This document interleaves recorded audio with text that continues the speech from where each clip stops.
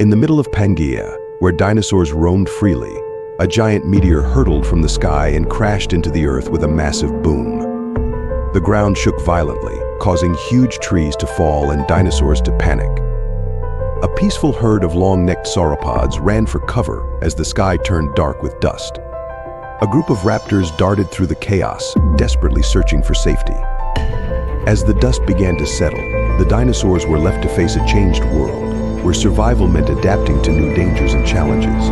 The once calm land was now a wild, unpredictable place, and the dinosaurs had to find a way to survive in this new, harsher reality.